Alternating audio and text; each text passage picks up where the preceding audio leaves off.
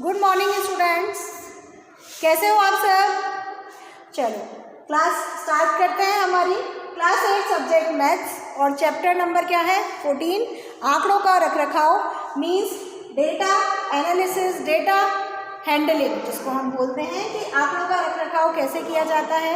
उसके लिए सबसे पहले हम जानेंगे आंकड़े क्या होते हैं। तो जब भी हम किसी कार्य को करने के लिए किसी भी तरह की सूचनाओं को एकत्रित करते हैं, उनको ही हम क्या बोलते हैं, आंकड़े या डेटा बोलते हैं। अब आप देखो, क्योंकि हम गणित सब्जेक्ट पढ़ रहे हैं, तो हमारे जो आंकड़े होंगे वो भी किस फॉर्म में होंगे, संख्यात्मक यानी कि न्यूमेरिकल फॉर्म में होंगे। जैसे अगर मैं कहूँ कि क्लास 8 का मैथ्स का सब्जेक्ट का मैंने टेस्ट लिया है, तो टेस्ट के मार्क्स अगर मैं लिखूँ, इस स्टूडेंट के इतने मार्क्स आते हैं, तो उन मार्क्स का कलेक्शन जब मैं करती हूँ स्टूडेंट वाइज, वो क्या है, एक तरह के आंकड़े या डेटा होते हैं। अब आप देखो चर राशि। चर राशि जैसे आप जानते ही हो, चर का मतलब होता है चलायमान।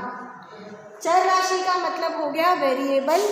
जैसे अभी हमने कहा कि जब हम मैंने मैथ्स का टेस्ट लिया, किसी स्टूडेंट्स के 10 में से 9 मार्क्स होंगे, किसी के हो सकता है 8 हो, किसी के हो सकता है 7, किसी के 6, किसी के 2। ऐसा तो नहीं है कि अगर एक स्टूडेंट के 8 मार्क्स है तो सभी के 8 आएंगे। मतलब ये है कि आंकड़ों का मान अलग अलग हो सकता है, यानी जो आंकड़े हैं वो क्या है, एक तरह से चलायमान है। कोई भी आंकड़ा या प्रेक्षण ऐसा नहीं है जो कि एक प्रेक्षण का मान हो तो सभी का सेम मान हो, ऐसा पॉसिबल नहीं है। इसलिए हम इन आंकड़ों को, इन प्रेक्षणों को चर राशि कहते हैं। प्रत्येक प्रेक्षण का मान ही क्या कहलाता है, चर राशि कहलाता है। क्यों? क्योंकि प्रेक्षणों के मान अलग अलग स्टूडेंट्स के लिए या अलग अलग केस में अलग अलग होते हैं। इन्हें हम क्या बोलते हैं, चर राशि बोलते हैं। इसके बाद आप देखो कच्चे आंकड़े। कच्चे आंकड़े क्या होते हैं, जैसे हम सब्जी के बारे में बात करें, कच्ची मतलब कि कच्ची सब्जी यानी कि बिना पकी हुई। इसी तरह से हम बोलते हैं कच्चे आंकड़े, मतलब अगर मैंने लिखा टेस्ट में, कोई भी स्टूडेंट से, मान लो संदीप है 9 मार्क्स हैं, कोई स्टूडेंट है देवेंद्र 7 मार्क्स है, इस तरह मैं क्या करूं, इन आंकड़ों को जैसे मैंने कलेक्ट किया है उसी तरह से लिख दूं, 9, 7, 8, 3, 4, 5, 2, 1।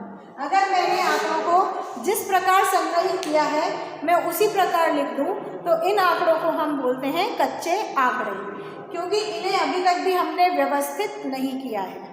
इन आंकड़ों को हम बोलते हैं कच्चे आंकड़े कि जो जिस तरह से लिए गए हैं उसी तरह से हमने उन्हें दर्शा दिया गया है, यानी कि मूल दशा में उन्हें हम यहाँ प्रदर्शित कर रहे हैं, तो उन्हें हम बोलते हैं कच्चे आंकड़े। अगर हम इन्हीं आंकड़ों को क्या करें, व्यवस्थित कर दें, आपकी मर्जी है, आप चाहें तो आरोही क्रम में मीन्स असेंडिंग ऑर्डर में, या अवरोही क्रम में डिसेंडिंग ऑर्डर में व्यवस्थित कर सकते हैं। कैसे? या तो बढ़ते हुए क्रम में कर दीजिए या घटते हुए क्रम में कर दीजिए। अगर मैं इन्हें आरोही या अवरोही क्रम में व्यवस्थित कर दूं, तो इन व्यवस्थित करने के पश्चात जो आंकड़े बनेंगे उन आंकड़ों को हम बोलते हैं व्यवस्थित आंकड़े, यानी अरेंज्ड डेटा। कच्चे आंकड़ों को हम बोलते हैं रॉ डेटा। व्यवस्थित आंकड़े मीन्स जिनको हमने मैनेज कर दिया है या अरेंज कर दिया है, उन्हें हम बोलते हैं अरेंज्ड डेटा, यानी व्यवस्थित आंकड़े। चाहे आप आरोही क्रम में व्यवस्थित कर सकते हैं और आप चाहें तो उन्हें डिक्रीजिंग ऑर्डर यानी कि अवरोही क्रम में व्यवस्थित भी किया जा सकता है।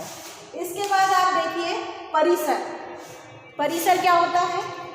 परिसर का मतलब होता है रेंज। परिसर का मतलब होता है रेंज। अब आप देखिए इन आंकड़ों में सबसे उच्च मान क्या है, 9, और सबसे निम्न मान क्या है, 1। तो 9 और 1 यानी कि उच्च मान और निम्न मान, इन दोनों के बीच का अंतर ही क्या कहलाता है, परिसर कहलाता है। जैसे मैं यहाँ लिख सकती हूँ कि सबसे उच्च मान क्या है, 9, और सबसे निम्नतम मान क्या है, 1। इन दोनों का अंतर है 8। इसका मतलब इन आंकड़ों का परिसर क्या है, 8 है। परिसर का मतलब हो गया कि उच्चतम मान और निम्नतम मान का अंतर ही क्या कहलाता है, परिसर कहलाता है। इसके बाद आप देखो वर्ग अंतराल। अगर हमारे पास बहुत सारे डेटा हैं, यानी कि प्रेक्षणों की संख्या बहुत अधिक है, तो हम क्या करते हैं, उन्हें वर्ग अंतरालों में विभाजित कर देते हैं।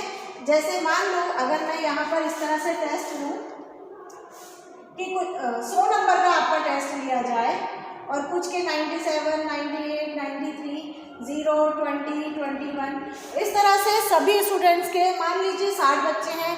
अगर उनके इस तरह नंबर आएंगे तो हम क्या करते हैं, उन्हें कुछ वर्ग अंतरालों में विभाजित कर देते हैं, जिन्हें हम वर्ग अंतराल बोलते हैं। जैसे 0 से लेकर 20 तक के नंबर, 20 से लेकर 40 तक के नंबर वाले बच्चों की संख्या, 40 से 60 वाले बच्चों की संख्या, इस तरह से हम क्या करते हैं, उन्हें वर्ग अंतरालों में विभाजित कर देते हैं।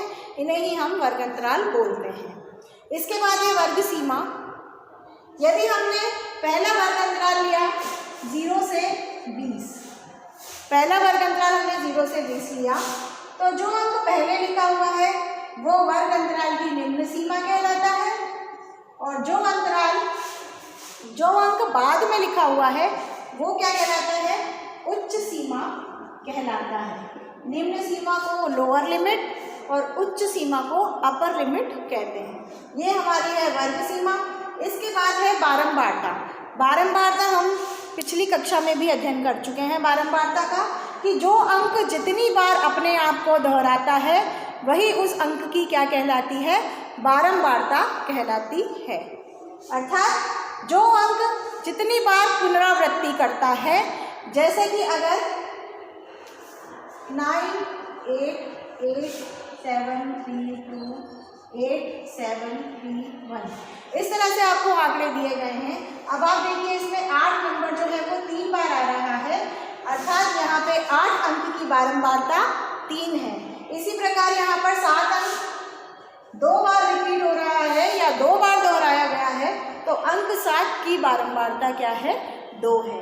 तो ये था आंकड़ों का रखरखाव। इसके बाद हम पढ़ेंगे दंड आलेख या बार ग्राफ, जो कि हम पढ़ेंगे अगली क्लास में। अभी तक यहीं तक के लिए आप इसका रिवीजन कीजिए। Thank you.